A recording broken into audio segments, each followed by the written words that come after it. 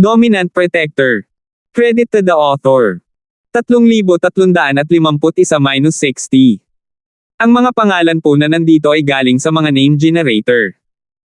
Kaya kung meron man pagkakatulad sa mga pangalan ng totoong tao o lugar, ito ay tunay na hindi sinasadya. Hahaha. Dahil nandito ka ngayon, siguradong hindi ka makakaalis. Hindi ako natatakot na sabihin sa iyo na ang pamilya York mo ay nawasak ng aking amo. Walang itinago ang matandang sigo at ngumisi, dahil ikaw ay labi ng nakaraan, kung gayon, mamatay ka. Ikaw. Gusto pang magtanong ni Drake, ngunit binato siya ng suntok ng matandang sigo. Kumunat ang noo ni Terence. Gusto niyang makakuha ng karagdagang impormasyon mula kay Drake bago patayin ang matandang sigo, ngunit hindi niya inaasahan na aatake siya pagkatapos lamang ng ilang salita. Walang magawa si Terence, ngunit gumawa siya ng mabilis na desisyon at ginamit ang ika-11 estilo ng nagngangalit na apoy na 8 trigrams bomb, na umaatake sa matandang sigo mula sa gilid. Nasa Drake ang atensyon ng matandang go, kaya hindi niya gaanong pinansin sina Terence at Akira. Akala niya ay kaibigan sila ni Drake. Sa kanyang opinyon, kung kaibigan sila ni Drake, hindi sila magiging ganoon katatag. Kung tutuusin, kung iimbitahan silang tumulong, ipagmamalaki nila, hindi ang dalawang kabataan. At saka, halatang hindi alam ni Drake na siya at ang kanyang amo ay kanyang mga kaaway. Nalaman lang niya sa matandang sigo pagkarating niya rito, kaya imposibleng pumunta siya rito para maghayganti. Kaya naman, ang matandang sigo ay walang pakialam kay Terence, kaya naman ang biglaang pag-atake ni Terence ay naging dahilan upang hindi siya mapansin. Bago pa matamaan ng matandang sigo si Drake, pinalipad siya ni Terence. May masasaktan lang ang matandang sigo, kaya bakit niya gagamitin ang kanyang tunay na chi para protektahan ang kanyang sarili? Si Terence, sa kabilang banda, ay may 50 hanggang 50 na tsansa na makapatay ng Sky-class late phase peak na may ika-11 anyo ng palad, ngunit madali pa rin ang pagpatay sa isang Sky-class late phase peak. Kahit na wala si Jade, kaya pa ring patayin ni Terence ang matandang sigo sa isang iglap. Kasabay nito, nang pinalipad ni Terence ang matandang lalaki na sigo, ang mga tao ng pamilya Go ay kalalabas lang ng manor. Nandito sila para i-cheer si Terence, pero nabigla sila sa nakita nila. Pinagmasdan nila ang makapangyarihang matandang sigo na pinalipad, na dumura ng dugo. Gayunpaman, wala sa kanila ang nang-ahas na kumilos ng padalos-dalos. Alam nila na hindi nila kayang saktan ng isang tao na bumugbog sa matandang master na sigo hanggang sa ganitong estado. Kayong mga lalaki. Ang pinuno ng gwardya ay gustong makita ang matandang sigo na bumalik sa kanila para sa kanya. Sino ang nakakaalam na bago siya makabawi sa kanila, ang matandang sigo ay nakagawa ng amahong pagkakamali tulad niya at pinalipad na may dugong bumulwak sa kanyang bibig. Gayunpaman, ang matandang sigo ay mas miserable kaysa sa kanya. Pagkatapos niyang lumipad palabas, kumaibot siya ng 2 beses at tumigil sa paggalaw. Halatang tumigil na siya sa paghinga. Ama! 2 lalaki na kamukha ni Old Master Go ang tumakbo sa bangkay ni Old Master Go at sumigaw sa kalungkutan. Sino ang amo ng tatay mo? Sino ang Samire sa pamilya York noon? Nakisali ba kayo dito? Tanong ni Terence sa 2 lalaki. Kami. Hindi namin alam. Halatang duwag ang 2 lalaki, or rather, natakot sila kay Terence. Paano makakasali ang pamilya namin? Ang tatay ko. Nakahanap lang siya ng malaking backer mula sa Central Plains. Kami lang ang mga mata nila dito. Kung tungkol sa pagkakakilanlan ng master, hindi namin alam. Huwag mo kaming patayin, bayani, sorry. Tila ang 2 anak na lalaki ay amahong duwag sila ay natakot sa labas ng kanilang katalinuhan ni Terence, ibinuhos ang lahat ng kanilang nalalaman nang walang itinatago kahit isang bagay. Oh! Alam mo ba ang pangalan ng amo mo? Tanong ni Terence na nakakunot ang noo. Hindi namin alam ang tungkol dito. Hindi sinabi sa akin ng aming Panginoon. Sabi ni Sonny na may mapait na mukha. Ang aming pamilyang Go ay isang maliit na pamilya lamang noon. Marahil si Young Master York ay wala man lang impresyon sa atin. Nang lipulin ng amo ang pamilya York, nagkataon lang na lumipat dito ang pamilya namin. Ang aking ama ay sapat na matalino upang mapalapit sa kanila, kaya siya ay naging kanilang especially iya at nakatanggap ng ilang mga mapagkukunan ng paglilinang mula sa kanila ng regular. Kung sino sila, wala kaming lakas ng loob na tanungin. Ganito. Wala ka ba talagang clue? Kung ganoon, paano kayo nakipag-ugnayan sa isa't isa? Tanong ni Terence na nakakunot ang noo. Sila ang nagkusa na makipag-ugnayan sa amin. Wala kaming contact information nila. Tungkol naman sa cultivation resources, ipinadala rin sila sa Koryo. Sabi ni Sonny. Kalokohan lang ang mga sinabi mo, hindi sapat para iligtas ang buhay mo. Alam ni Terence na kung hindi niya sila pipilitin, hindi sila makakakuha ng anumang kapakipakinabang na impormasyon mula sa kanya. Huwag. Huwag. May isa pang mahalagang bagay. Sa oras na ito, buong-buo ang anak na si Go. Bagaman hiniling sa kanila ng kabilang partido na ilihim ang bagay na ito, hindi na nila ito maitatago. Anyway, aalis sila sa lugar na ito sa sandaling matapos silang mag-usap, at imposibleng magkaroon pa sila ng anumang pakikipag-ugnayan sa mga taong iyon. Mas mahalaga ang manatiling buhay. Magsalita ka, sabi niya. Malamig na sabi ni Terence. Ganito kasi. Nagpadala si Master ng 2 messenger ilang araw na ang nakakaraan. Nagstay sila dito ng isang gabi at umalis. Hindi namin alam kung ano ang mga pangalan nila. Isa pa, ang 2 ito ay personal na tinanggap ng tatay ko, kaya hindi namin sila nakakausap. Hindi namin alam kung ano ang hitsura nila. Gayunpaman, alam namin na tinanong nila ang aking ama tungkol sa lokasyon ng lahi ng Pau, kung hindi ako dapat pumunta sa lahi ng Pauli. Kung mahahanap mo ang 2 ito, maaari kang makahanap ng ilang mga pahiwatig. Sa simula, ang 2 taong ito ay nagbanta sa pamilya Go na hindi nila maihayag ang kanilang kinaroroonan at ang katotohanan na sila ay narito. Kung hindi, sisirain nila ang pamilya Go. Gayunpaman, kahit na hindi nila sabihin ito ngayon, gusto pa rin ng kabilang partido na sirain ang pamilyang Go. Mas mabuting sabihin muna. Hindi bababasa, ito ay maantala ang kanilang kamatayan. Kaya, isinuka niya lahat. 2 tao ang dumating. Pumunta sa Lakeland. Si Terence ay isang napakakalmang tao, ngunit sa sandaling ito, ang kanyang mukha ay hindi maiwasang kumislap sa gulat at hindi makapaniwala. Hindi niya inaasahan na nagkataon lang ang mga bagay. Gayunpaman, ano ang kinalaman ng 2 taong ito sa angkan ng Pauli? Ito ba ay isang malapit na relasyon, o? Dahil dito, medyo nalito si Terence. Makikipagkalakalan siya sa pamilyang Pauli sa pagkakataong ito, at sa tapat, humihingi siya ng tulong sa kanila. Ngunit ngayon, lumitaw ang 2 sa mga kaaway ni Drake. Gayunpaman, napagtanto ni Terence na hindi ito ang kaso. Ang 2 ito ay naghahanap ng matandang si Go para magtanong tungkol sa lokasyon ng Pauli race. Ito ay nangangahulugan na hindi sila pamilyar sa lahi. Pwede naman siyang pumunta doon kung ayaw niya. Nakahinga ng maluwag si Terence sa naisip. 3,352. Oo.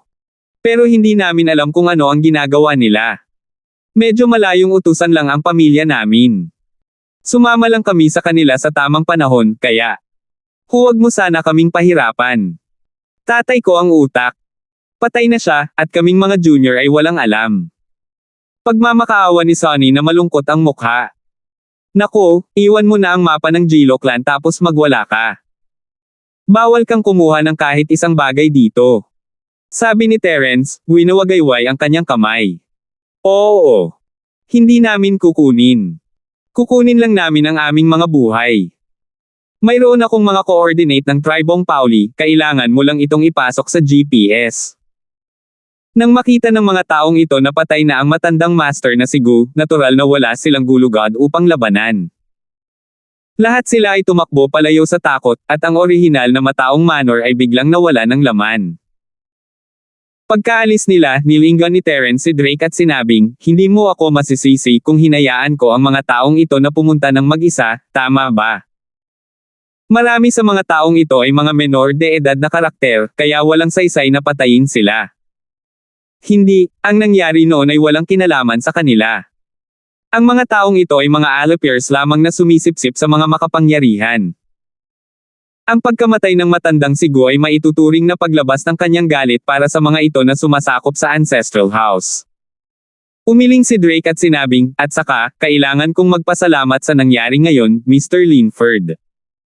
Kung hindi ka tumulong, natatakot akong ako ang nakahandusay sa lupa. Pero, mukhang totoo ang chismis, mapapatay ni Mr. Linford ang Sky-class late phase peak sa ilang segundo. Haha! Tumawa si Terence at hindi na nagsalita, kapag nahanap na namin ang kailangan mo, pupunta kami sa angkan ng Pauli. Kung makikilala natin ang dalawa, baka makapaghiganti tayo. Kung hindi, kung huli tayo at umalis sila, wala na tayong mga pahiwatig. Nagulat at natuwa si Drake sa amahong oras. Ang ibig sabihin ng mga salita ni Terence ay siya na ang bahala dito. Kung kasama si Terence, hindi dapat mahirap lutisin ito. Pagkatapos ng lahat, gumawa lang ng hakbang si Terence at namatay ang isang Sky-class late phase master. Anong klaseng lakas iyon? Salamat, Mr. Linford. Mabilis na sabi ni Drake. Nang makitang ganito ang kanyang kapatid, napakunot ang noo ni Akira ngunit hindi kumibo.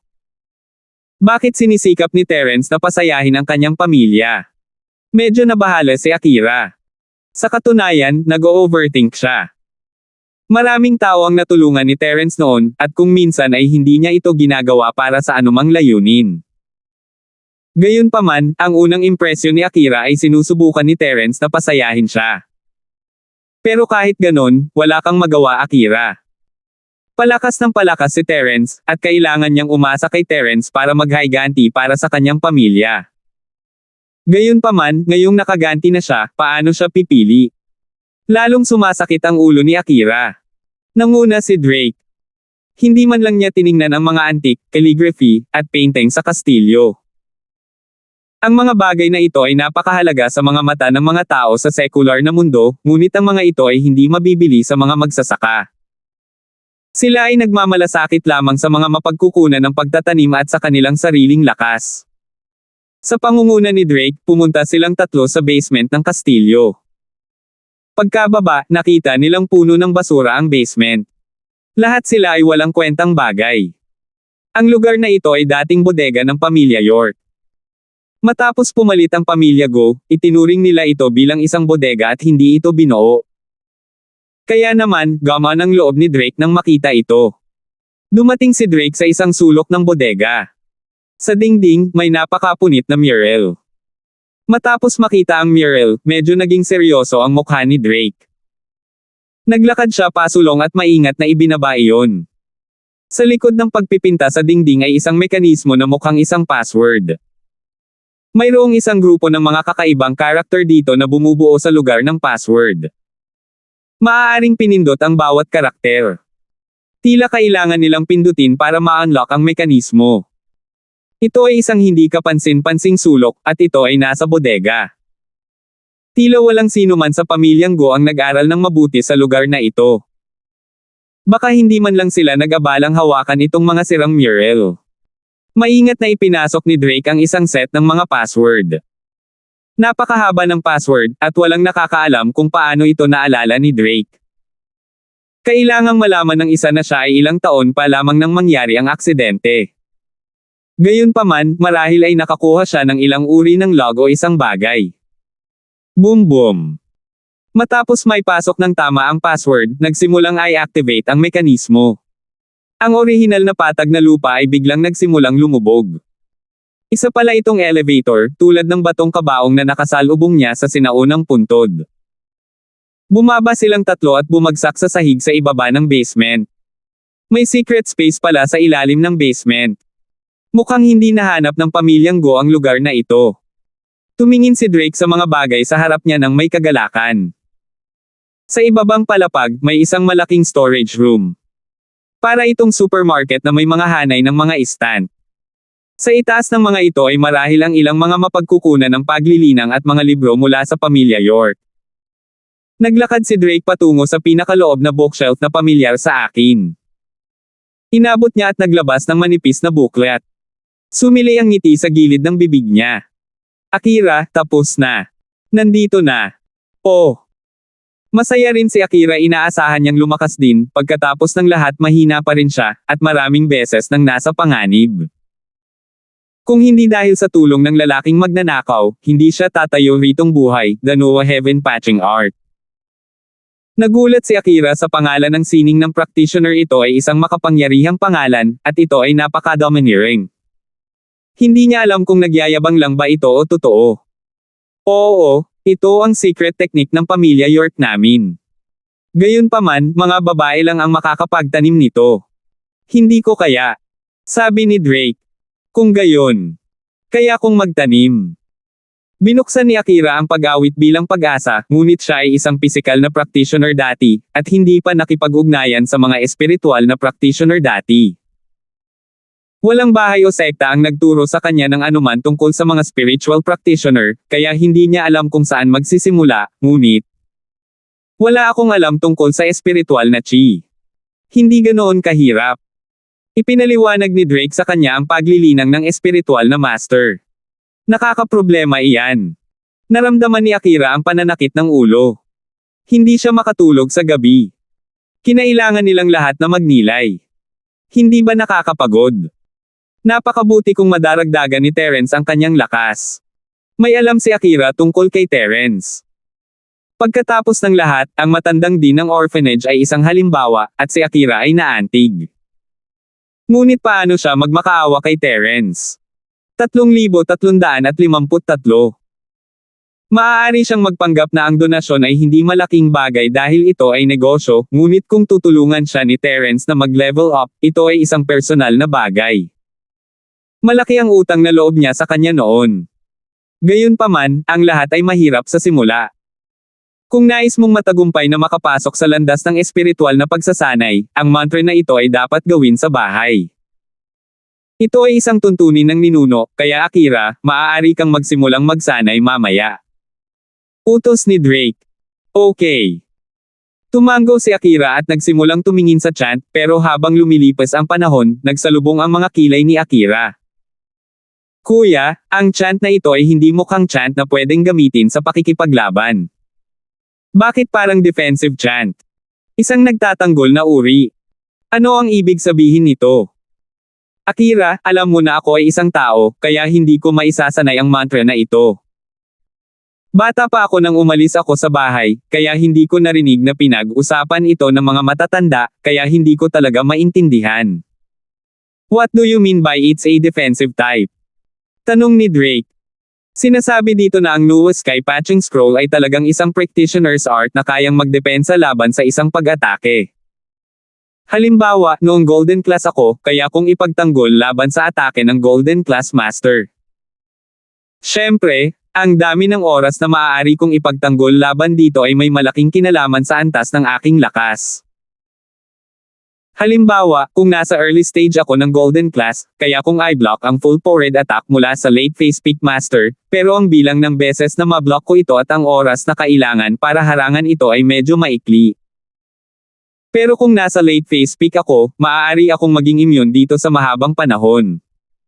Paliwanag ni Akira. Oh, anong uri ng mental cultivation method ito? Parang maliit lang ang halaga. Baka tumakas ka na lang sa halip na tumayo dyan at dumpensa. Natigilan si Drake. Kung iyon ang kaso, maaaring ito ay tunog malakas, ngunit ito ay isang paraan lamang upang magtagumpay. Hindi ka maaaring umatake, kaya kailangan mong tumayo doon at tanggapin ang pambubugbog. Ano ang punto niyan? Hindi iyon ang kaso. Halimbawa, kung tayong tatlo ang magkasama, kaya kung ipagtanggol ang sama-sama. Umiling si Akira, ang chant na ito ay dapat na isang uri ng suporta. Oh, makakatulong ito sa iba na ipagtanggol. Nagulat si Terence. Kung ganoon talaga ang kaso, talagang isang incantation na lumalaban sa langit. Hindi nakakagulat na ito ay isang pamana ng pamilya. Hindi ito gaanong tunog, ngunit alam ni Terence kung gaano ito kalakas. Halimbawa, maaaring patayin ni Terence ang Sky Class late phase peak sa loob ng ilang segundo, ngunit iyon ay kapag nahuli lang ang kalaban. Kung maglalaban ang dalawa, si Terence ang papatayin. Pagkatapos ng lahat, ang antas ng lakas ni Terence ay naroon. Pero sa chant ni Akira, iba. Maaari lamang gumamit si Akira ng depensa, at kung hindi siya matamaan ng iba, maaaring atakihin ni Terence ang iba. Kung sino ang matamaan niya ay mamamatay. Oo, kung ito ay isang labanan ng koponan, dapat itong maging kapaki-pakinabang. Malinaw na nakita ni Akira ang mga benepisyo ng chant, ngunit hindi ito magiging kapaki-pakinabang kung ito ay para sa paglalakbay sa mundo. Akira, dapat kang magsimulang magtanim. Pumunta ka sa Sky Class sa lalong madaling panahon tapos matutulungan mo ako. Si Terence ay nasa sabik sa pag-iisip lamang tungkol dito. Ang kanyang sariling lakas noon pa man ay ang kanyang kahinaan, at sa tulong ni Akira, makakabawi siya. Sino ang gustong maging katulong mo? Akira at hindi pinansin si Terence. Kinuha niya ang chant at naghanap ng lugar para makapagsanay. Humingi ng tawad si Drake kay Terence at nagkibit-balikat, Mr. Linford, sasabihin ko kay Akira na tulungan ka sa hinaharap. Mamaya na natin pag-usapan. Ngumiti si Terence nang walang pakialam. Kung gusto siyang tulungan ni Akira, kailangan niyang maging master ng Sky Class. Imposibleng gawin niya ito ngayon. Matalino pa rin si Akira. Bagamat kasi simula pa lamang niyang magsanay ng espiritual na sining, sa tulong ng pamamaraan ni Drake, madaling mabuo ni Akira ang chi. Kahit na malayo pa siya sa pagiging Golden Class Master, siya ay nasa landas ng espiritual na sining. Kuya, nilinang ko na ang tunay kong chi. Pwede na ba tayong umalis? Bagamat tumingin si Akira kay Terence na may galit sa panlabas, alam niyang narito si Terence para sa seryosong negosyo. Ayaw niyang sayangin ang oras niya. Tapos na. Nagulat si Drake, hindi niya inaasahan na si Akira ay magiging ganito katalento sa landas ng cultivation. Noong nag-cultivate siya, inabot siya ng kalahating buwan upang makabuo ng chi, at iyon ay itinuturing na mabilis, ngunit si Akira ay mas mabilis pa. Si Terence naman ay medyo nagulat sa bilis ni Akira. Bagamat siya ay nakikita bilang isang cultivation genius ng maraming tao sa labas, at maaari pang makipaglaban sa mga kalaban na mas mataas sa kanyang level, alam ni Terence na kung wala ang Jade Space, hindi magiging ganito kabilis ang kanyang improvement. Akira, may sasabihin ako sayo. Biglang sabi ni Terence sa kotse. Ano ito? Tanong ni Akira. Dapat mong malaman ang tungkol sa matandang punong guro, di ba? Kung sumasangayon ka, maaari kong itaas ang iyong lakas sa Earth Class Late Phase Peak, tulad ng iyong kapatid. Sa ganitong paraan, may iligtas ka nito sa hirap ng pagsasanay, sabi ni Terence. Narinig ni Akira ang mga salita ni Terence at medyo naantig, ngunit naghinala siya sa layunin ni Terence, sinisikap mong kumita ng pabor ng walang dahilan. Ikaw ay maaaring hindi mabuti o ikaw ay hanggang sa hindi mabuti. Anong gusto mo? Magnanakaw ka o magnanakaw? Ikaw ang magnanakaw, okay. Ang lumilipad na Sparrow Sex Flying Sparrow. Hindi mapigilan ni Terence na mapangiti ng mapait matapos marinig ang kanyang mga sinabi. Ang lumilipad na Maya. Huminto si Akira at tumingin kay Terence na may kakaibang ekspresyon, paano mo nalaman na ang pangalan ko ay ang lumilipad na Maya? Sa totoo lang, kakaiba itong nakita ni Akira. Ang lumilipad na Maya ay isang pangalan lamang na ginamit niya para sa misyon. Hindi niya sinabi kay Terence ang tungkol dito, kahit ang kanyang kapatid na si Drake, ay hindi alam ang tungkol dito. Paano nalaman ni Terence? Hindi kaya sinabi sa kanya ng matandang principal. Ang Dean lang ang nakakaalam nito, pero bakit niya ito sinasabi kay Terence? Huwag mo akong makagambala. Hinihiling ko lang ang iyong opinyon. Kung hindi ka handa, pagkatapos ay kalimutan ito. Mahinang sabi ni Terence. Siya ay mukhang kalmado sa ibabaw, ngunit siya ay talagang mapait na nakangiti sa loob. Hindi sinasadyang may nasabi na naman siyang mali. Ako. Gustong tumanggi ni Akira, ngunit talagang ayaw niya. Gusto niya talagang maabot ang langit sa isang hakbang. Sinong cultivator ang hindi gustong direktang magkaroon ng mas mataas na antas ng lakas? Gayunpaman, hindi niya masasabing payag siya. Paano ito, maaari mong isaalang-alang ito? Huminto si Terence. 3,354. Ang pamamaraang ito ng pag-level up ay may mga disadvantage nito, kaya kinailangan siyang paalalahanan ni Terence. Ipinagpatuloy niya, ang pamamaraang ito ng mabilis na pag-level up ay may mga kakulangan nito. Pagkatapos kitang tulungang mag-level up, ang espiritual na chi sa secular na mundo ay walang epekto sa iyong paglilinang. Kung gusto mong mag-level up muli, maaari ka lamang umasa sa akin o sa mga pills tulad ng chi gathering pill. Hindi mo akalain Akira na magkakaroon ng side effects. Kailangan niya talagang mag-isip tungkol dito. Sa unang pagkakataon na pumunta siya sa pamilya Pauli, si Drake ay isang bulag lamang, walang layunin na naghahanap ng isang elepante, kaya nabigo siya. Pero this time, iba na. Sa pagkakataong ito, mayroon siyang mga detalyadong coordinate na ibinigay ng anak na si Go, kaya kailangan na lang niyang magmaneho doon. Hindi na kailangang gumawa ng anumang mga detour. At kaya, sa loob lamang ng isang araw, si Terence ay malapit na sa Pauli, at nakita ang kastilyo sa disyerto. Hindi ko akalaing mahahanap ko ang lugar na ito sa pagkakataong ito. Emotion na sabi ni Drake. Maging mas mapagbantay. Kung tutuusin, outsider siya. We have to be more careful. Sabi ni Terence. Naiintindihan ko. Tumango si Drake. Dahan daw ang humandar ang sasakyan patungo sa kastilyo. Habang papalapit ang sasakyan, biglang sumulpot sa harap ng Grand Cherokee ang isang lalaking may matatalas na tenga at tatsulok na mata na nakatotem suit at humarang sa daan ni Drake at ng iba pa. Ang taong ito ay Topher, naghihintay siya dito para kay Terence nitong mga nakaraang araw para maaligan niya ito. Stop the car. Anong ginagawa niyo dito? Sigaw ni Topher. Mabilis na inihinto ni Drake ang sasakyan at tumingin sa taong nasa harap ng sasakyan ng may kakaibang tingin. Ang hitsura ng taong ito ay ibang-iba sa ordinaryong tao na ikinagulat ni Drake. Kaibigan ka ng angkan ng Pauli, tama ba? Mula kami sa 5 elementong sekta sa Central Plains, at ang aking amo ang kasalukuyang pinuno ng sekta ng 5 elementong sekta, Ninuno Albert, Boss Bale. Nandito kami para makipagnegosyo sa iyo. Sinabi ni Terence sa isang tono na hindi mapagpakumbaba o mapagmataas. Ito ang iminungkahi ni Boss Bale noon. Pagkatapos ng lahat, ang angkan ng Pauli at ang sekta ng 5 elemento ay may relasyon, kaya direktang ibinunyag ni Terence ang kanyang pagkakakilanlan upang maging maganda ang pakiramdam ng kabilang partido tungkol sa kanya upang patuloy nilang pag-usapan ang pakikipagtulungan. Ang mga salita ni Terence, gayunpaman, ay nabigla sa kanya. Hindi makapaniwalang tumingin siya kay Terence. Hindi niya inaasahan na si Terence ay mula rin sa 5 elementong sekta, at siya ay disipulo ni Boss Bale. Hindi ba't nangangahulugan ito na ang 5 elementong sekta ay nahati sa 2 sekta? Ang isa ay pinamunuan ng ninuno na si Albert, at ang isa ay pinamunuan ng ninuno na si Charlie.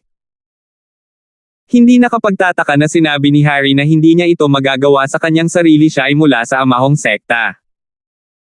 Sa pag-iisip hanggang sa puntong ito, nagsimulang sumakit ang ulo ni Topher. Pagkatapos ng lahat, ang angkan ng Pauli ay nagkaroon ng magandang relasyon sa 5 elemento ng sekta. Totoo na si Harry ay mula sa 5 elementong sekta, ngunit gayon din itong si Terence. Ang pagpatay kay Terence para kay Harry ay nangangahulugan na si Terence ay nasasangkot sa panloob na salungatan ng sekta, ngunit naisip ni Topher ang pangako ni Harry at ang katotohanan na ang ninuno na si Albert ay baldado. Nagdesisyon siya. Ayon sa narinig ko, hindi ba baldado si Patriarch Albert? Bakit siya pa rin ang pinuno ng sekta? Mahinahong tanong ni Torto. Kumurap si Terence, hindi inaasahan na malalaman ni Topher ang kalagayan ni Boss Bale. Kumunat ang noo niya, pero sinabi pa rin niya, oo, pero ang amo ko pa rin ang pinuno ng sekta. Oh, ganun ba? Kung ganun pwede ka nang mamatay. Naglunsad ng pag-atake si Topher nang walang anumang babala. Binato niya ng suntok si Terence na nasa kotse. Nagulat din si Drake sa biglaang pag-atake, ngunit hindi niya namamalayan ang gas. Ang makina ng Grand Cherokee ay hindi pa namatay, kaya ang Grand Cherokee ay bumaril ng may isang whoosh. Pero kahit ganon, nataman pa rin si Terence sa balikat ng kamao ni Topher. Gayunpaman, inatake ni Drake ang ulo ni Terence. Kung hindi dahil sa mabilis na desisyon ni Drake, si Terence ay malubhang nasugatan. Hindi siya mamamatay dahil ginamit niya si Chi para protektahan ang sarili at may depensa ang kwintas, hindi siya nag-aalala na mamatay. Ngunit ang problema ay ang malubhang na sugatan na si Terence. Paano nila siya haharapin? Pinto at tumalon palabas ng sasakyan. Habang gulat na gulat pa rin si Topher, sinimulan ni Terence na i-channel ang ika-11 tindig ng nagninangas na 8 trigrams palm. Dati, noong inaatake niya ang matandang si Gu, ang kamao ni Terence ay walang pagpapahusay ng kwintas, kaya sa pagkakataong ito, mas malakas pa ito sa kwintas. Boom! Ang pag-atake ni Terence ay nagpalipad ng Topher, at hindi niya kasalanan ang hindi pagiging handa. Tiwala siya sa kanyang lakas, iniisip na kaya niyang patayin si Terence sa isang suntok. Kung ang isang Sky-class late-phase peak ay hindi makapatay ng isang Sky-class mid-phase sa isang suntok, hindi siya makakaligtas. Siyempre, ang sentido komun ay hindi nalalapat kay Terence. Siyempre, hindi alam ni Topher na taglay ni Terence ang kwintas ng kakanyahan at ang sining ng ikatlong yugto ng kakayahan sa pagpapagaling ng Dragon Mastery. Hindi rin niya alam na si Drake ang magdadrive. Ang panandaliang pagkabigla ay nagdulot din ng hindi na maibabalik na pinsala sa Topher. Hindi siya pinatay ng pag-atake ni Terence, ngunit sinira nito ang lahat ng kanyang meridian at nagdulot sa kanya ng malubhang panloob na pinsala. Napuno ng gulat at puot ang mga mata ni Topher. Hindi niya akalain na kukuha siya ng lana at uuwi ng gupit. Gusto niyang pasayahin si Harry na patayin si Terence para gumaling ang kanyang ama, ngunit hindi niya akalain na hindi papatayin si Terence. Sa halip, siya ay napilayan ni Terence, naging baldado tulad ng kanyang ama. Hindi magiging sulit kung tumakas si Terence ngayon, wala siyang mapapala dito. Hindi naniniwala si Topher na tutuperin ni Harry ang kanyang pangako kung hindi niya pananatilihin si Terence. Wala siyang choice kundi ay activate ang defense mechanism ng Pauli. Ang isang sinaunang pamilya ay maaaring magkaroon ng paraan upang ipagtanggol laban sa isang pagsalakay, at ang angkan ng Pauli ay nagkataong nasa ganitong sitwasyon. Sa harap ng tarangkahan ng lungsod ng angkan ng Pauli, mayroong isang bitag. Kapag na-activate na ito, ang mga taong nasa bitag ay agad na mahuhulog dito. Kung tungkol kay Topher, siya ay anak ni Thaddeus, isang direktang inapo ng angkan ng Pauli. Natural, alam niya kung paano ay activate ang mekanismo. Agad niyang inactivate ang mekanismo. Kasabay nito, mabilis na bumalik si Terence sa kotse, handang hayaang magmaneho si Drake palayo dito. 3,355. Hindi maintindihan ni Terence kung bakit siya sasalakayin ng Pauli sa simula pa lang. Nagkaroon ba ng problema? Para sa kapakanan ni Melissa, ayaw ni Terence na mapunta sa masamang panig ng Pauli, kaya't sinaktan lamang niya ang isang ito, hindi pinatay. Gusto niyang mag-iwan ng silid para sa kanyang sarili. Pagkatapos ng lahat, kahit na ang taong ito ay baldado, o kahit na siya ay nasa isang vegetative state, magagamit pa rin ni Terence ang sining ng Dragon Mastery upang pagalingin siya. Ngunit kung siya ay namatay, si Terence ay walang magagawa. Ito ang dahilan kung bakit nais ni Terence na umalis muna sa lugar na ito, at pagkatapos ay mag-isip ng paraan upang makipag-ayos sa angkan ng Pauli. Pagkatapos ng lahat, hindi ito ang oras para makipag-ayos. Kung nakita ng angkan ng Pauli na sinasaktan ni Terence ang kanilang mga angkan, tiyak na sasaluhin nila siya. Noon, hindi na makapagpaliwanag si Terence kahit na gusto niya. Mas mabuting maghintay hanggang sa kumalma ang dalawa. Ang hindi inaasahan ni Terence ay pagkapasok niya sa kotse, nakarinig siya ng malakas na kalabog. Isang malaking bitek ang lumitaw sa lupa, at ang kanilang sasakyan ay gumulong pababa sa siwang. Sa oras na ito, kung may gustong gawin si Terence, posibleng lumipad siya palabas ng sasakyan. Pagkatapos ng lahat, siya ay isang Sky-class master, ngunit kung tatakbo siya, ano ang mangyayari kina Akira at Drake? Hindi makakatakas ang dalawa, kaya nagpa siya si Terence na maupo na lang sa kotse at tingnan kung ano ang susunod nilang gagawin. Ang mga bitek sa ibabaw ay nagsara ng mabilis sa kanilang pagbukas. Nagsara ang mga bitek bago pa man makarating sa ibaba ang sasakyan ni Terence, at ang espasyo sa ibaba ay naging madilim. Ah! Napasigaw si Akira sa gulat at hindi namamalayang napahawak sa seatbelt. Si Drake ay medyo matapang, ngunit ang kanyang ekspresyon ay napakaseryoso din. Hindi niya alam kung ano ang susunod niyang makakaharap, o kung ano ang susunod niyang haharapin. Si Terence, sa kabilang banda, ay kalmado gaya ng dati. Ipinikit na niya ang kanyang mga mata at ginamit ang sensory ability ni Jade para suriin ang ilalim ng bitek. Walang anumang mapanganib doon, isang pool lamang. Hindi sila masyadong nasa panganib kung mahulog ang sasakyan sa pool. Malamang, ang layunin ng mekanismong ito ay hindi upang patayin ang tao, ngunit ay pakulong siya. Hanggat maaari nilang ikulong ang mga taong ito dito, hindi ba sila ay nasa awa ng lahi ng Pauli?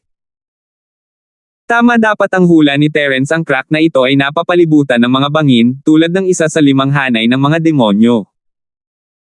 Walang lugar na mapunta, at kahit na ang Sky Class Late Phase Peak ay hindi makakabangon mula sa taas na ito. Tsaka paano kung umakyat siya? Ang bitek sa itaas ay nagsara na. Kahit na tumalon ka ng napakataas, hindi ka naman makakalabas sa lupa, di ba? Kahit na ang sining ng practitioner ng Sky Class sa huling yugto ay napakalakas, kailangan mong gamitin ang sining ng practitioner upang mapataas ng ganoon kataas sa ere. At pagkatapos mong tumalon, kailangan mong gamitin ang sining ng practitioner walang sapat na oras, hindi pa banggitin na ang sining ng practitioner ay hindi makakalusot sa lupa ng ganito kakapal. Huwag kang mag-alala, may pool doon sa ibaba. Hindi ka mamamatay. Mahinang sabi ni Terence. Ah! Paano mo nalaman? Natigilan si Akira. Nakita ko na. Sabi ni Terence. Nakita mo. Imposible naman yun, di ba? Nakita ko rin pero sobrang lalim kaya hindi ko makita ang ilalim. Paano ko nakita? Hindi talaga naniniwala si Akira. Haha. Ngumiti si Terence ngunit hindi nagpaliwanag. Pagkatapos ng lahat, ang mga bagay na tulad nito ay mahirap ipaliwanag. Maaari rin siyang magpanggap na misteryoso. Gayunpaman, sa pagtawa ni Terence, isang plop na tunog ang narinig, ang kotse ay nahulog sa pool, at ang mga salita ni Terence ay nakumpirma. Parehong nagulat sina Akira at Drake. Hindi nila akalain na si Terence ay magkakaroon ng ganoong tumpak na paghuhusga sa isang sitwasyong tulad nito. Masyado siyang makapangyarihan. Bumaba na tayo, binuksan ni Terence ang pinto at tumalon palabas. Sa totoo lang, nakakalakad si Terence sa dilim na para bang naglalakad siya sa patag na lupa, ngunit hindi magawa ni na Drake at Akira. Mabilis na binuksan ni Drake ang mga ilaw bago bumaba ng sasakyan kasama si Akira. Hindi masyadong malalim ang pool. Unti-unting lumubog ang sasakyan sa ilalim, ngunit napakalinaw pa rin ang refleksyon ng mga ilaw ng sasakyan sa ibabaw ng tubig. Espesyal na binago ng Supernatural Investigation Bureau ni Feng Tianlong ang kotse, kaya kahit na baha, hindi masisira ang circuit system ng ilang sandali, kaya bukas pa rin ang mga headlight. Phew! Mr. Linford, you're really amazing. Napakabilis mong natukoy ang terrain. Ano ang dapat nating gawin dito? Nadama ni Drake na ang pagsunod kay Terence ay nagbigay sa kanya ng higit na kumpiyansa. Nahulog man siya sa bangin, hindi niya kailangang mag-alala masyado, napakalaki ng lugar na ito, tingnan natin ang paligid. Hindi ko pa alam. Tingin ka dyan. Sabi ni Terence, sabay turo sa headlight ng isang sasakyan. Sina Drake at Akira ay hindi sinasadyang tumangala at nagulat. Iyon ay dahil may nakasulat na babala sa maraming wika sa malaking karatula, may panganib sa hinaharap. Isa lamang ang paraan upang mabuhay. Huwag gumala, kung hindi, kailangan mong pasanin ang mga kahihinatnan. At malapit sa tanda, mayroong 5 sipi, at hindi alam kung alin ang tama at alin ang mali. Hindi nakaimik si Drake. Hindi niya inaasahan na magiging ganito kakomplikado ang lugar na ito. Mayroong iba pang mga nakatagong mekanismo. Nagulat din si Akira, ngunit miyembro pa rin siya ng Steel Sect, kung tutuusin.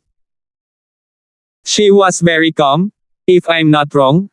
There's a path here that leads to the Pauli clan's castle, and it's a path that their own people take. The others are all dead ends. Kami ay nakakulong dito, kaya maaari tayong pumunta at mamatay o hintayin silang magpadala ng mga tao dito. Ito ay katulad ng ilang sinaunang libingan. Kung gayon, dapat ba tayong maghintay dito o? Narinig ni Drake ang mga salita ni Akira at nagtanong ng walang katiyakan. Sa nakikita ko, parang sinusubukan tayong patayin ang angkan ng Pauli. May hindi tama. Hindi kaya nilabas ng angkan ng Go ang impormasyon at inutusan ang mga tao rito na hintayin tayong mapatay. Napansin din ni Terence na kakaiba ito bakit nagsimula ang Pauli sa isang pamatay na hakbang. Hindi pa sila nagkikita noon, at walang awayan sa pagitan nila bakit nagkaroon ng labis na puot sa pagitan nila. Hindi imposible para sa isang tao mula sa pamilyang Go na mag-leak ng impormasyon, ngunit napakaliit ng posibilidad. Kung tutuusin, mula sa ugali ng pamilyang Go noong panahong iyon, masasabi nila na siya ay isang napakamahiyain na tao at hindi maglalakas loob na magsinungaling. Sa makatuwid, wala silang impormasyon sa pakikipag-ugnayan ng 2 taong umalis. Inilabas din nila ang kinaroroonan at usapin ng 2 tao. Mapaparusahan din sila para sa pag-leak ng impormasyon, kaya hindi ito partikular na makatotohanan. 3,356. Hindi talaga maisip ni Terence ang ibang dahilan. Hindi ako sigurado sa ngayon. Maglakad tayo pasulong at tingnan natin. Ang pananatili dito ay hindi solusyon. Dahil doon, nagsimulang maglakad si Terence patungo sa karatula. Oh, okay. Hindi alam ni Drake kung bakit, ngunit nagtiwala siya kay Terence kaya hindi niya naisip ang tungkol dito nang umalis si Terence. Si Akira naman, natarante nang makita si Terence na naglalakad pasulong. Terence, anong ginagawa mo? Kung gusto mong mamatay, huwag mo kaming kaladkarin pababa kasama mo. Isa lang ang daan dito, at kahit ang sekta kong Feian ay hindi masabi kung alin ang tama. Huwag kang maglakad-lakad. Ang ilan sa mga bitag sa libingan ay mapanganib din, ngunit karamihan sa kanila ay may pattern sa kanila. Ang bagay na ito ni Pauli sa harap niya ay walang anumang pattern, lahat silang 5 ay amaho, walang anumang mga palatandaan o palatandaan. Hindi masabi ni Akira kung alin ang tama. Iyan ay nagpapatunay na ang iyong pamantayan ay masyadong mababa. Hindi ba sinabi ko sa iyo na huwag kang magpapakitang gila sa iyong baguhan? Kung hindi dahil sa iyong kapatid, hindi kita dinala sa mapanganib na lugar na ito. Mahinang sabi ni Terence. Natigilan si Akira at sumimangot. Ang mga salita ni Terence ay nagbigay sa kanya ng kakaibang pakiramdam. Ang madilim na lugar na ito ay halos kapareho ng libingan. Naramdaman ni Akira na ang taong naglalakad sa harapan niya ay hindi si Terence kundi ang lalaking magnanakaw. Hindi alam ni Akira kung bakit siya nakaramdam ng ganito, ngunit sa sandaling iyon, ang boses ni Terence at ang paraan ng pagsasalita niya ay nagpaisip kay Akira sa lalaking magnanakaw. Gayunpaman, nang gusto niyang huminahon at mag-isip tungkol dito, pumili na si Terence ng landas at pumasok. Wala na siyang oras para mag-isip pa at nakita niyang sinusundan siya ng kapatid. Kinagat niya ang kanyang mga ngipin at sumunod sa kanya. Sa katunayan, masyadong maraming iniisip si Drake. Kinuha na ni Sonny ang pamilya Go at tumakas sa isang liblib na lugar ng bundok. Kahit na gusto nilang maghiganti, alam nilang hindi nila ito magagawa sa kanilang lakas. Gayunpaman, sa kalagitnaan ng kanyang paglalakbay, biglang tumunog ang telepono ng kanyang anak. Ang kanyang telepono ay isang satellite phone, kaya hindi niya kailangang mag-alala tungkol sa mga problema sa signal. Pagkaraan ng ilang sandali ay nag-alinlangan, kinuha niya ang telepono. Hindi niya alam kung sino ang tumatawag. Hello, I'm Sonny Go. Brother Go, ako ito. Ang boses ni Patriarch Charlie ay umalangaw-ngaw mula sa kabilang panig. Ang Patriarch Charlie pala ang master ng Go family. Master, hello. Nagulat si Sonny at subconsciously gustong ibaba ang telepono, ngunit hindi siya nang ahas.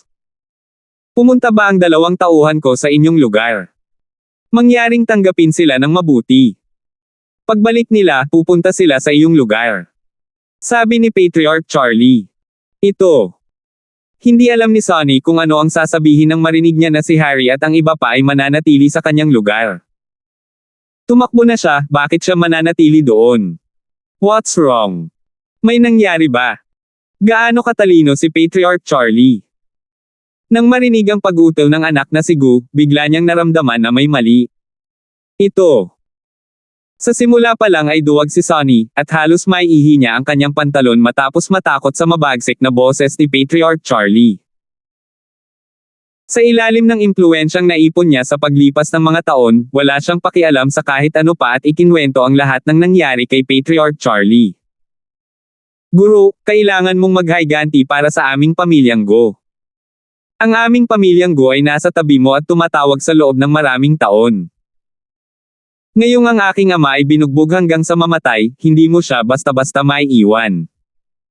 Sa tingin mo ba ay maaari kang magpadala ng isang tao? Sa puntong ito, walang masyadong pakialam ang anak na si Go. Ang naisip niya ay mas makabubuti kung matutulungan siya ni Patriarch Charlie na maghiganti. Ano? Nang marinig iyon ni Ancestor Charlie, hindi ba si Terence ang nagmaneho ng Grand Cherokee at kasama ang York na iyon? Nang marinig niya ito, hindi naiwasang magmura ni Ninuno Charlie. F***CQ, kung kaya kong patayin si Terence, matagal ko na itong ginawa. Bakit ko kailangan ng mga tao ng Rio Clan para gawin ito? Sa pag-iisip nito, galit na sinabi ni Patriarch Charlie. Kung hindi ako makaganti, maaari kayong tumakbo. Kung wala nang iba, binababa ko na ang tawag. Sa sinabi nito, ibinaba ni Patriarch Charlie ang telepono at hindi pinansin ang anak na si Go. Sa kanyang mga mata, siya ay isang inabandonang sangla. Sino ang nagmamalasakit kung sila ay nabuhay o namatay? Hello, Master. Hey, hey. Moses, Moses. Hinawakan ni Sonny ang telepono na may hitsura ng kawalan ng pag-asa. Malubhang nasugatan si Topher, ngunit isa pa rin siyang sky-class late phase pick, kung tutusin hindi pa siya ganap na naka-immobilized. Bagamat masama ang loob niya ay tiniis pa rin niya ito at pinuntahan ang kanyang ama, Thaddeus. Topher, ano bang nangyayari sa'yo? Nasugatan ka. Nang makita ang hitsura ni Topher, biglang nabigla si Thaddeus at mabilis na nagtanong. Pare, baldado ako. Katulad mo. Sinuri na ni Topher ang kanyang mga meridian. Alam niyang katulad din siya ng kanyang ama, isang pile. Ano? Ano ang nangyayari? Ano ang nangyari? Nagulat si Thaddeus, bigla siyang tumayo at nagtanong. Yung lalaking Terence na iyon. Hindi ko akalain na ang isang sky-class mid-phase ay makakaiwas sa aking atake, at kahit na mag-counterattack, seryosong nasugatan ako. Si Topher ay labis na nanlumo siya ay naghanap ng lana at umuwing ginupit. Ano? Ganon kalakas yang Terence na yan. Nagdilim ang mukha ni Thaddeus habang nakatitig kay Harry at sa maliit. Hindi nag-alala si Harry sa buhay ni Topher. Nag-aalala siya sa pagkamatay ni Terence. Napabuntong hininga siya, nasabi ko na ang taong ito ay kayang makipaglaban sa mga kaaway na mas mataas sa kanyang antas at napakalakas. Paano ka? Isang tao lang ang pinadala niya para patayin siya. Kung gayon sino ang masisisi niya? Ito. Natigilan si Thaddeus sa sinabi ni Harry. Nawalan siya ng masabi. Tama, sinabi niya ito dati ang taong ito ay maaaring labanan ng mga kaaway na higit sa kanyang antas. Sinabi niya na mag-ingat ka. Hindi naman sa hindi ko sinabi sa'yo pero wala ka namang pakialam. Topher, anong nangyayari? May tinatago bang kwento sa likod nito? Tanong ni Thaddeus sa malalim na boses pagkapasok sa kwarto. Sobrang bad mood siya ngayon. Ang kanyang mga pinsala ay hindi pa gumagaling, at sa halip to ay baldado. Ito ay talagang isang malas na taon. Pare, ang bagay na ito. Dapat talaga hindi na tayo nasangkot. Walang magawa si Topher, kilala mo ba kung sino ang sinusubukang patayin ni Harry? Sino te? Natigilan si Thaddeus. 3,357. Ang disipulo ng 5 elemento na ninuno ng sekta na si Albert. Habang nagsasalita si Topher, sinabi niya kay Thaddeus ang nangyari. Bastard! Ginugulo tayo nitong si Harry. Kinaladkad niya ang sama ng loob ng sekta niya sa pamilya natin, Pauli. Napaungol si Tadeo sa galit. Pare, hindi mo talaga masisisi si Harry para dito. Siya ay isang jerk, ngunit pumayag kami, ito ay isang deal.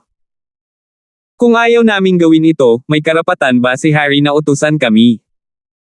Umiling si Topher at ngumiti ng mapait. We have no way out now. Maaari lamang nating tahakin ang landas na ito hanggang sa dulo. Kung kanselahin natin ang deal na ito ngayon, hindi lang ako masasaktan ng wala, kundi mawawalan din ng pag-asa ang pinsala mo. Ngunit, gamit ang iyong mga pinsala upang ipagpalit para sa akin ang isang Supreme Grade Great Recovery Pill, ang negosyong ito. Napakapangit ng ekspresyon ni Tadeos. Mukhang walang kwenta ang negosyong ito kahit paano niya ito tingnan.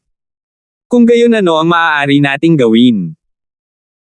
Sino ang mag-aakala na ang disipulo ni Ninuno Albert ay magiging napakalakas na kaya niyang labanan ang isang kaaway na mas mataas sa kanyang antas?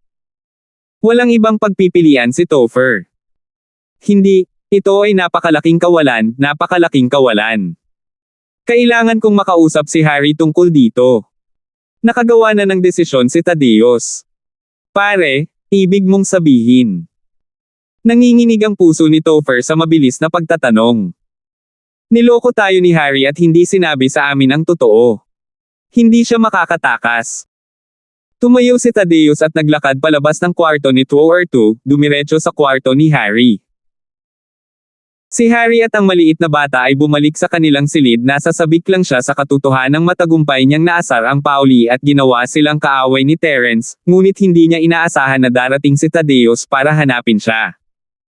Old Master, bakit nandito ka na naman?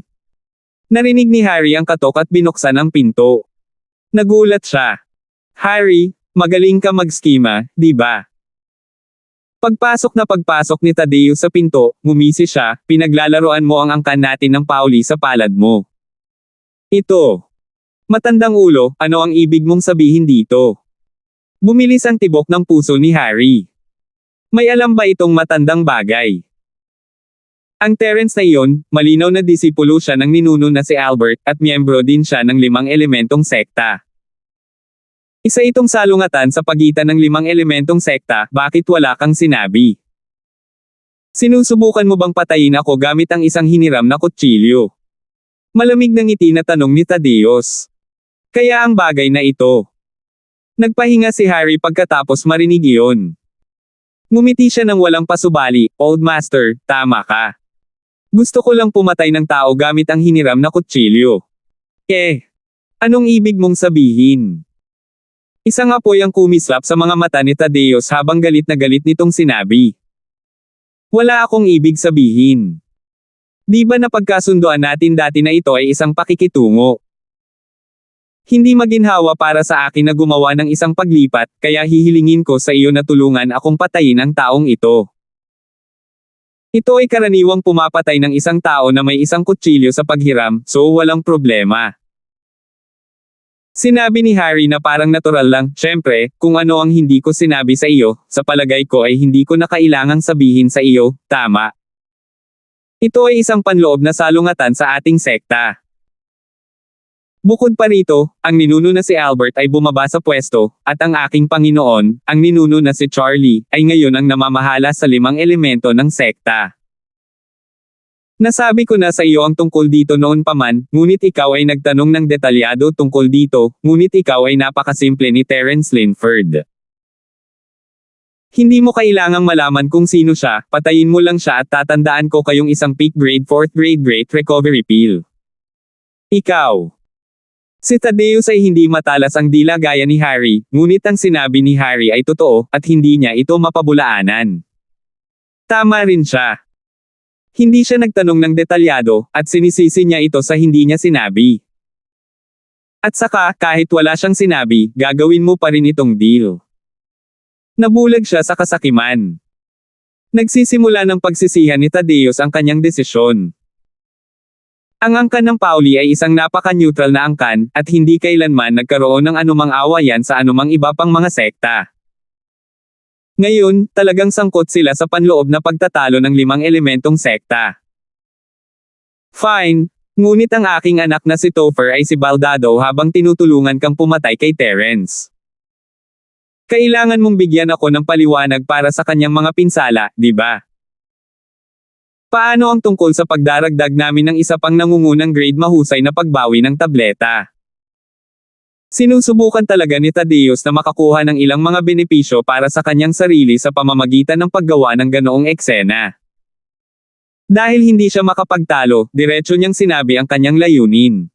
This is my bottom line.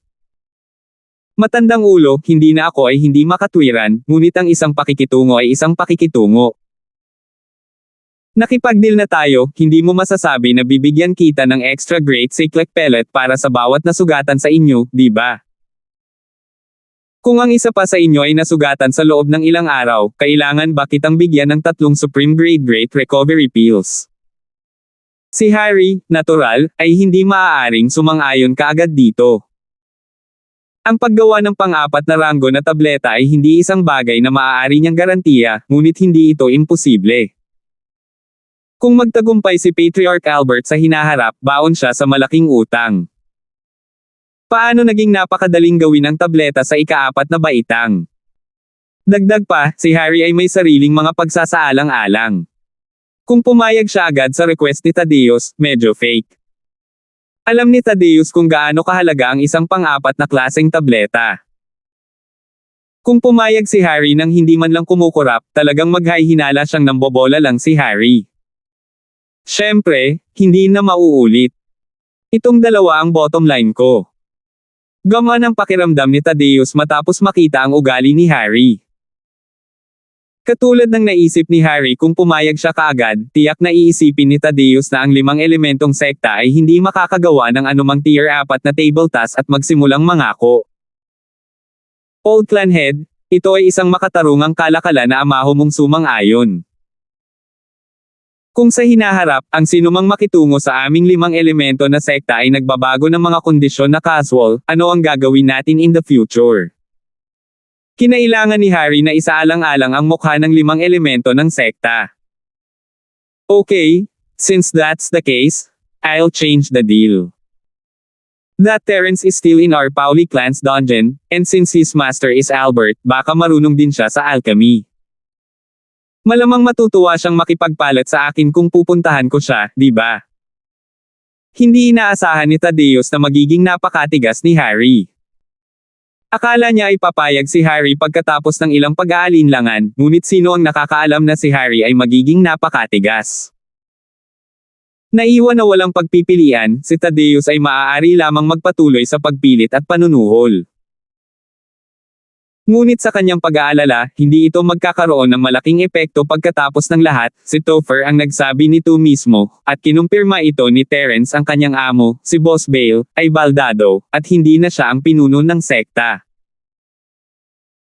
Siyempre, hindi alam ni Thaddeus na bagamat si Harry ay manugang ng Charlie Patriarch at tila may mataas na posisyon sa 5 elemento na sekta, ang Albert Patriarch ay isang espesyal na pag-iral. Maging ang Charlie Patriarch ay hindi nang ahas na utusan siyang mag-refine ng mga table tasks kung gusto niya at kinailangan niyang pag-usapan ito. Paano makakagawa ng desisyon si Harry? 3,358. Si Ancestor Charlie ay pumayag sa isang superior grade 4th grade great cyclic pill dati. Gayunpaman, hindi ito ang kaso para sa 2 table tasks. Huwag mo siyang puntahan.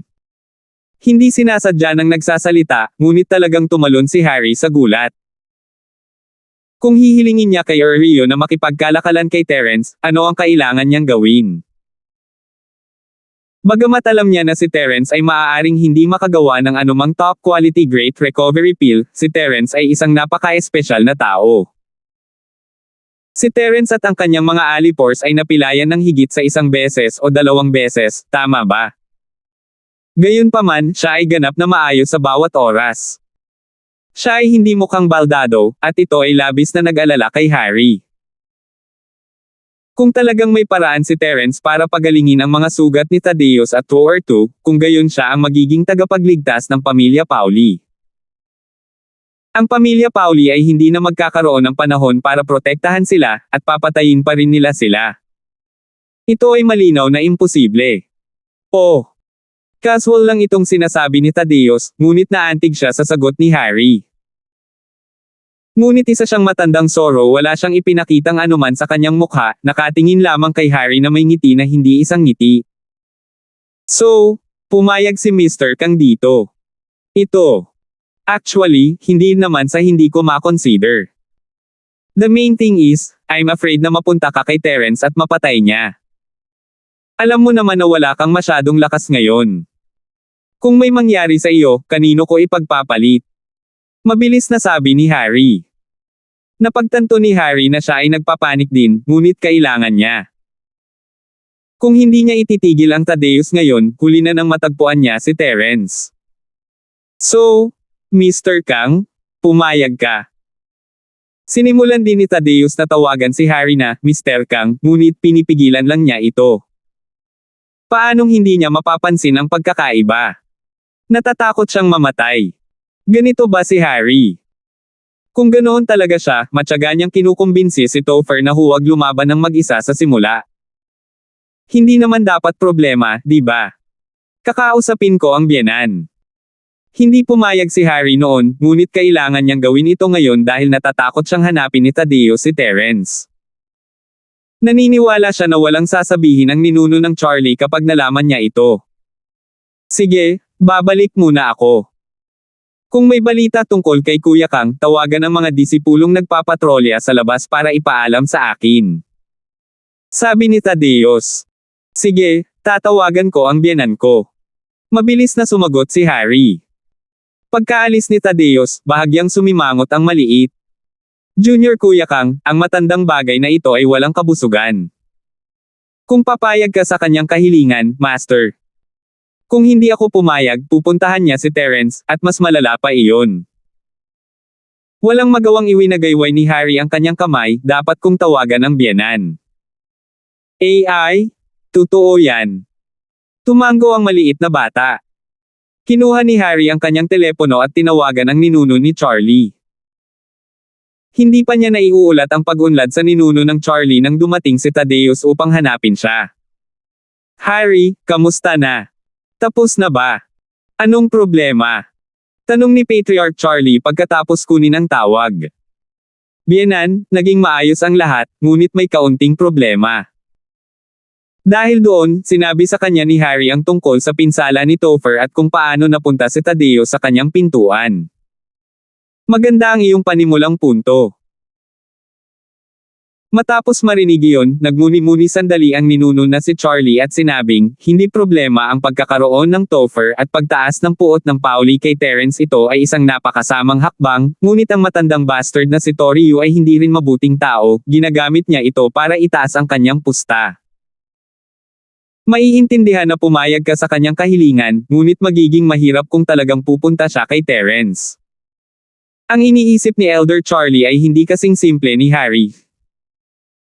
Naisip niya na kung pupunta si Thaddeus kay Terence, hindi siya makikipagtulungan kay Harry. Ang iniisip niya ay kung talagang pupunta siya kay Terence, hindi lang siya makakatrabaho ni Harry, ngunit paano kung magbago ang isip niya?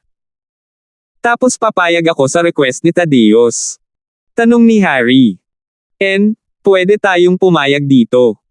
Hindi ito katumbas ng halaga. Napabuntong hininga si Ancestor Charlie. Pagdating ng panahon, ang dalawang utang na ito ay magiging utang pa rin ng 5 elemento ng sekta natin sa hinaharap, kahit na hindi natin kailangang bayaran ang mga ito sa ngayon. Ngunit sulit ang pakikitungo kay Terence. Sige, sasagutin ko siya. Tumango si Harry at ibinaba ang telepono. Binuksan niya ang pinto at tinawag ang isang alagad ni Pauli na nagpapatrol sa malapit, sinabihan siyang ipasa ang kanyang tugon sa Thaddeus. Kababalik lang ni Thaddeus sa kanyang silid nang makatanggap siya ng tugon mula kay Harry. Hindi nito pinalakas ang kanyang kumpiyansa sa pakikipagtulungan kay Harry, lalo lang siyang naghinala. Maaari lamang itong ipakita ni Harry. Paano magiging mabuti ang isang bagay na madaling makuha? Ngunit nagmamadaling sumagot si Harry sa kanya, hindi man lang siya naghintay ng oras ng hapunan. Ano ang ibig sabihin nito? Ibig sabihin na takot si Harry na hahanapin niya si Terence na makakatrabaho niya. Hindi kaya may ipagtataka si Terence sa kanya. Sa pag-iisip na iyon, nagpasya si Thaddeus na hindi siya dapat magmadaling patayin si Terence, kailangan niyang mag-imbestiga pa. Sa pag-iisip nito, ikinaway ni Thaddeus ang kanyang kamay. Agad na tumayo ang isang matandang butler sa harap ni Thaddeus. Clan leader, may utos ka ba? Sino ang namamahala sa balita mula sa Central Plains? Tanong ni Thaddeus. Ang pinakamatandang young mastersman ang namumuno. Mabilis na sabi ng matandang butler. Oh, sabihin mo kay Thor Dragon na puntahan mo ako. Sabi ni Thaddeus. Oo, pinuno. Mabilis na tumango ang matandang butler at lumabas ng silid. Pagkaraan ng ilang sandali, isang malakas na lalaki na kamukhang kamukha ni Topher ang pumasok sa silid at magalang na nagsabi, pare, pinapunta mo ako. Kunin mo ako ng ilang balita mula sa Central Plains ngayon din. Kunin mo ako ng ilang impormasyon tungkol sa isang lalaking tinatawag na Terence. Ipunan ang lahat ng kanyang impormasyon, mas mabuti ang lahat ng may kaugnayan sa kanya, at ipadala ito sa akin. Kailangan ko ito ng madalian. Sabi ni Thaddeus. Pare, hindi ba ito ang taong nanakit sa pangatlo kong kapatid? Bakit nila siya inimbestigahan? Maaaring ang taong ito ay may makapangyarihang background. Bakit hindi na lang natin siya patayin? Mayroon akong sariling mga dahilan para sa pagsisiyasat sa kanya. Gayon din, ipasa ang aking order, sabihin sa lahat sa Pauli clan na walang sinumang pinapayagan na hawakan ang Terence na walang pahintulot ko. Naging seryoso ang ekspresyon ni Thaddeus habang same time na nagutos, sige, Thor, pumunta ka at mag-imbestiga. Bilasan mo at ibigay mo sa akin ang resulta. Ito. Okay. Ama, alam ko, pupunta ako ngayon. Naguguluhan man si Thor sa naging reaksyon ng kanyang ama, ginawa pa rin niya ang sinabi sa kanya. 3,350. Si Terence at ang iba ay nakulong sa bitag sa loob ng 10 oras. Alam ni Terence na hindi sila maaaring magpatuloy ng ganito. Hindi niya alam kung ano ang pakay ng lahi ng Pauli, ngunit isang bagay ang sigurado. Kung siya ang hinahanap nila, matagal na silang nakipag-ugnayan sa kanya. At para walang dumating pagkatapos ng mahabang panahon, malamang na iniisip nilang patayin siya sa gutom. Siyempre, tama ang hula ni Terence. Iyon ang pinlano noon ni Topher at Thaddeus, ngunit pagkatapos na makilala si Harry, nagbago ang isip nila at nagsimulang mag-imbestiga kay Terence. Ngunit ganoon ba kadali para sa isang tagalabas na imbestigahan ang Central Plains? Iyon ay malinaw na hindi posible. Kaya hindi nagtagal pagkatapos pumasok si Terence, desididong dinala niya sina Drake at Akira para subukan ang tubig. Noong una, naghinala pa si Akira ang mga salita sa pasukan ay masyadong nakakatakot, parang 4 na namatay at isang pagkakataong mabuhay. Hindi ito nakakatakot gaya ng 9 na pagkamatay at isang maling hakbang ay mangangahulugan ng kamatayan. Gayunpaman, lumakad si Terence ng may determinasyon, at sinundan siya ng kanyang kapatid na si Drake ng may determinasyon. Walang magawa si Akira tungkol dito. Hindi siya maaaring manatili dito, hindi ba? Kaya naman, kaya lang niyang ihanda ang sarili at sumunod. Gayunpaman, pagkatapos maglakad ng ilang sandali, ikaw Akira ay medyo nalito.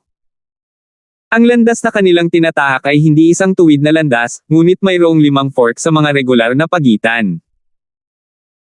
Ang mga karatula sa kalsada ay nagsabi rin na mayroong 4n-1 na pagkakataon na mabuhay, ngunit si Terence ay tila walang oras upang huminto at manghusga. Naglakad-lakad lang siya at pumasok sa isa sa mga tinidor. Hindi naintindihan ni Akira, alam mo kung aling daan ang pupuntahan pagkatapos maglakad-lakad. Ito ay malinaw na imposible. Sa tingin mo ba ikaw ay isang propeta? Even those ancient tomb trap experts kailangan ng mahabang panahon para manghusga, di ba? Dagdag pa, ang 5 landas ay amaho walang pattern, kaya paano ito ginawa ni Terence? Gayunpaman, hindi ganoon kapalad si Terence. Hindi siya palaging sumusunod sa amahong landas. Minsan sa kanan, minsan sa kaliwa, at minsan sa gitna. Sandali lang. Sa susunod na intersection, hindi na kinaya ni Akira, Terence, naglalakad ka lang ba? Masasabi mo ba talaga kung aling landas ang tama? Huminto si Terence. Alam niyang hinala ang kanyang mga kilos. Pagkatapos ng lahat, umasa siya sa Jade upang makadama ng panganib. Nilaibat niya ang 500 at alam niya kung alin ang mapanganib at alin ang hindi. Ngunit hindi niya masabi kina Drake at Akira ang tungkol dito. Kung sa ibang araw pa lang, magpapanggap si Terence na mag-iimbestiga, pero wala talaga siya sa mood ngayon. Naubos na nila ang lahat ng pagkain na dala nila, at kinakalkula nila ang distansya bago tumungo sa karera ng Pauli. Malayo ang pinanggalingan nila para magnegosyo, at dapat ang mga tao ang maging responsable sa kanilang pagkain at tirahan, di ba? Ngunit nagkaroon ng aksidente, wala silang dalang pagkain. Walang pakialam si Terence, ngunit kinailangan ni Drake at Akira na kumain.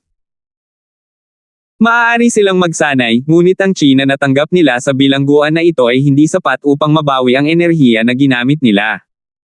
Hindi masama. Tumango si Terence. Siya ay may higit sa isang espesyal na kakayahan pa rin. Ang mga kakayahan na nakatulong sa mga tao na madagdagan ang kanilang lakas at gumaling ay mas malakas pa. Kung ikukumpara, hindi gaanong halata ang kanyang kakayahang humatol sa panganib. Are you walking around randomly? Is this place really dangerous? Are you trying to scare me? Hindi nagustuhan ni Akira si Terence. Akala niya ay sinusubukan ni Terence na magpakitang gila sa kanyang harapan. Naisip niya na alam ni Terence na siya ay mula sa sektang magnanakaw at gusto siyang bugbugin sa isang bagay na mahusay niya upang humanga siya sa kanya. Kailangang aminin ng isa na si Akira ay labis na nag-iisip ng mga bagay-bagay. Random na naglalakad. Ano ang ibig mong sabihin? Kumunat ang noo ni Terence. Kaya ko pang maglakad ng ganito. Huwag mong isipin na hahangaan kita dahil lang sa multo kang naglalakad. Akira, that's impossible. Alam kong may napansin ka, pero nag-iinarte ka lang. Ang taong gusto ko ay mas magaling kaysa sa iyo. He can even make the right judgment in a delicado tomb. Hindi mo maihahambing sa kanya. Hindi nakaimik si Terence. Ano ang iniisip ni Akira sa panahong ganito? Akira, ano ang gusto mong sabihin? Wala lang. Sumama ka sa akin, makakaalis din ako. Sabi ni Akira habang papasok sa isa sa mga daanan. Akira, huwag kang mapilit. Nagulat si Drake, ngunit napakabagal pa rin ang kanyang boses. Sa sandaling pumasok si Akira sa tunnel, isang matalim na palaso ang ipinutok sa kanya. Naasar si Terence. Gusto mo ang lalaking magnanakaw, pero hindi mo magagamit ang sarili mong buhay para maliitin si Terence, di ba? Sa kabutihang palad, ang lakas ni Terence ay nasa kalagitnaan ng Sky Class, at siya ay napakaliksi. Itinaas niya ang kanyang kamay at hinayla si Akira palabas ng tunnel, ngunit upang matiyak na hindi matatamaan si Akira, hindi nang ahas si Terence na umiwas, at ang isa sa mga palaso ay tumusok pa rin sa kanyang braso. Wala nang mga ilaw dito, ngunit mayroong isang night luminescent na pearl sa pasukan sa bawat bitag. May kaunting ilaw pa. Tiningnan ni Terence ang kanyang sugat sa kabutihang palad, ang kulay ng dugo ay normal. Hindi poisoned ang arrow. Akira. Tapos ka na bang mabaliw? Dati pinagbigyan siya ni Terence dahil gusto niya siya at naantig siya sa kontribusyon nito sa orphanage, ngunit hindi niya akalain na si Akira ay kikilos ng basta-basta ngayon. Natakot din si Akira sa sandaling ito. Naisip niya na ang lahat ng mga sipi ay ligtas, at maaaring kunin ni Terence ang alinman sa mga ito. Akala niya ay nagpapanggap lang itong naglalakad sa daanan, ngunit ngayon, sa wakas ay naunawaan na ni Akira kung gaano siya katanga. Ako. Bumilis ang tibok ng puso ni Akira. Kung hindi dahil kay Terence, napatay na sana siya ng palaso. Sa pagtingin sa mga araw na nakakalat sa lupa malapit sa pasukan ng lagusan, nakaramdam ng takot si Akira. Ikaw ano ka? Galit na galit si Terence ngayon. Siya ay isang kalmado na tao, ngunit maraming hindi makatwirang mga bagay ang nangyari ngayon. Kahit na ayaw siyang ipagpalit ng mga Pauli, hindi naman nila siya itinapon sa piitan, di ba? Mukha pa siyang kaaway at gusto siyang patayin. Kaya medyo nagalit si Terence. Akira, ilang beses ko bang sasabihin sa iyo? Naglakas loob ka na lumabas at ipahiya ang sarili mo sa katamtamang martial arts mo.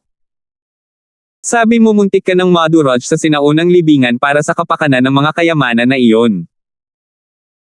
Niligtas kita minsan, pero ginawa mo iyon para sa mga bata sa bahay ampunan. Ano ang gagawin mo sa akin ngayon, kaya umalis ako. 3,306 na po. Ay! Hindi inaasahan ni Akira na magagalit si Terence. Siya ay nasa mali at labis na natakot, kaya hindi siya nang ahas na makipagtalo kay Terence. Sige. Drake, pigilan mo si Akira at huwag mo siyang hayaang maglakad-lakad. Humanap muna tayo ng paraan para makaalis sa lugar na ito. Nagpapanik si Terence. Wala siyang pakialam na pag-alitan si Akira, ngunit nag-aalala siya sa ugali ng pamilya Pauli. Sa ngayon, ang lahi ng Pauli ay malinaw na hindi nakikipagkaibigan sa kanila, kaya hindi alam ni Terence kung ano ang susunod nilang gagawin matapos silang ikulong dito. Pinakamabuting umalis muna sa lugar na ito. Sige po Mr. Linford, wag po kayong magalit. Babantayan ko po siya at hindi ko po siya hahayaang pumunta kahit saan. Pinagpapawisan din si Drake. Kung hindi dahil sa lakas ni Terence, hindi niya makikita ang kapatid niya.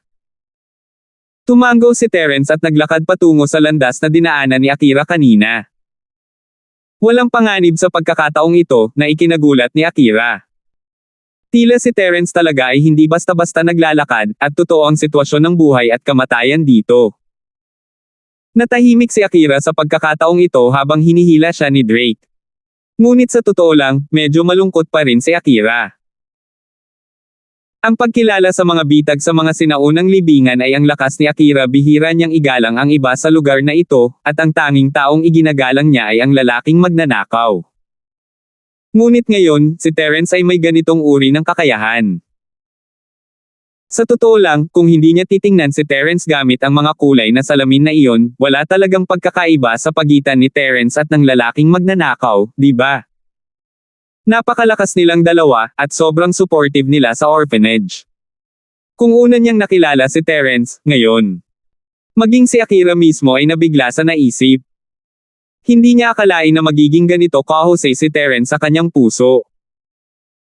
Marahil, dahil sa kahusayan ni Terence kaya lalong nalitaw si Akira at nagmadaling kumilos. Hindi niya gustong palitan ni Terence ang lalaking magnanakaw sa kanyang puso, hindi siya mapapalitan. Sa pagkataranta, pakiramdam niya ay bumalik siya sa oras sa libingan, naaalala kung paano siya iniligtas ng lalaking magnanakaw mula sa linya ng buhay at kamatayan. Ito ay mali. Biglang tumigil si Akira sa kanyang kinatatayuan, isang kislap ng hindi makapaniwala sa kanyang mga mata. Naaalala ang mga salitang sinabi ni Terence nang ihulog niya ang bitag, ang puso ni Akira ay tumalon at halos tumalon mula sa kanyang bibig. Ayaw umalis ni Akira, at ang mga hakbang ni Drake ay binagalan din niya. Tatanungin na sana niya ito kung ano ang mali nang marinig niyang bamulong ito, lalaking magnanakaw, sandali.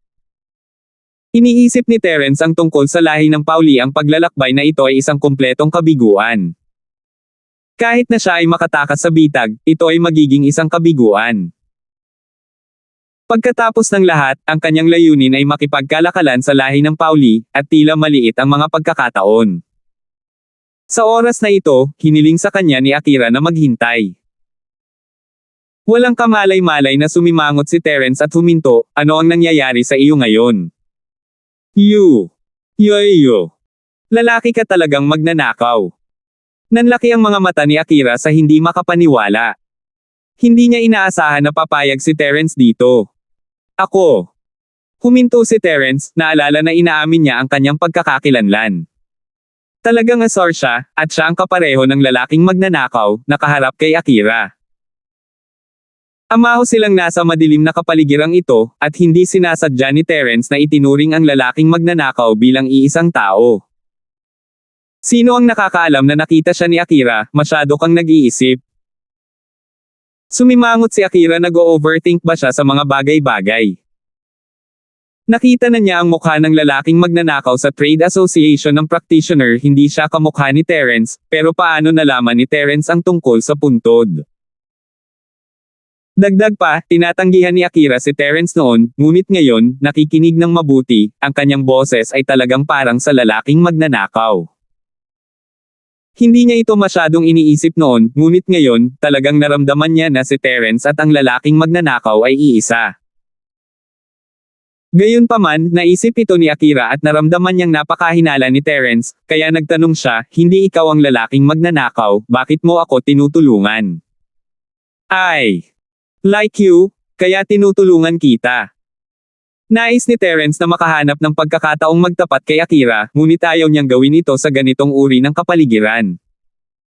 Hindi niya alam kung makakaalis siya sa lugar na ito, at ayaw niyang mag-aksaya ng oras. Gusto mo ako? Nag-isip sandali si Akira at lumingon sa kanyang kapatid na si Drake, Kuya, may nakita ka bang mga alagang hayop nang pumunta ka sa bahay ni Terence? Isang alagang hayop. Natarante rin si Drake kina Akira at Terence. Paano naging lalaking magnanakaw si Terence? Nagulat siya sa tanong ni Akira, hindi ko alam ang tungkol sa mga alagang hayop, ngunit mayroon akong ilang mga espiritong hayop. Spirit beast? Anong spirit beast? Lumiwanag ang mga mata ni Akira. Ito ay isang purple lightning beast, isang aso, at isang maliit na baboy. Nakuha ni Terence ang Purple Lightning Beast mula sa Hidden House Summit. Pumunta si Drake upang tingnan nang dumating siya at nakita niya si General Wilson at ang Skybolt na baboy. Alam ni Terence na hindi maganda ang mga bagay pagkatapos marinig ang sagot ni Drake. Si Akira ay nanumpa na gagamitin niya ang dalawang katangiang ito para hanapin siya kapag umalis siya sa libingan. Ngayon, hindi naman niya maitatanggi kahit na gusto niya, di ba? Yung maliit na baboy, huni lang ba ang alam nito? Nanginginig ang katawan ni Akira habang hindi niya namamalayan na nagtanong. Oo. Tumango si Drake at sinabing, sa tingin ko ito ay tinatawag na Skybolt Pig o isang bagay. F***. Narinig ito ni Akira at agad na tumakbo papunta kay Terence, hinaila siya pabalik at pinatalikod, Yuyu. Nagsisinungaling ka sa akin para masaya, di ba? Si Akira ay naghahanap ng isang master na may aso at baboy, ngunit hindi ito madaling mahanap ang mga ito. Hindi niya gusto si Terence, at hindi pa siya nakakapunta sa bahay nito, kaya hindi niya alam na si Terence ay may General na Wilson at Skybolt na baboy. Ngayong nakumpirma na ng kanyang kapatid na si Drake ang pagkakakilanlan ni Terence, si Akira ay amahong nagulat at natuwa, ngunit sa amahong oras, siya ay galit na galit. Pakiramdam niya ay pinaglalaroan siya ni Terence. Akira, ito. Nakikita mo, gusto mo ang lalaki na magnanakaw, ngunit kinamumuhian mo ang aking tunay na pagkakakilanlan. Natatakot ako na kapag sinabi ko sa iyo, hindi mo na ako magugustuhan. Mapait na ngumiti si Terence. Imposibleng itanggi niya ito ngayon. Isa siyang aso at baboy. How is that possible? If you told me you're liar, I wouldn't hate you anymore. Namula si Akira at nahihiyang sinabi. Salamat po at sinamahan ninyo ako, ingat lagi mga master.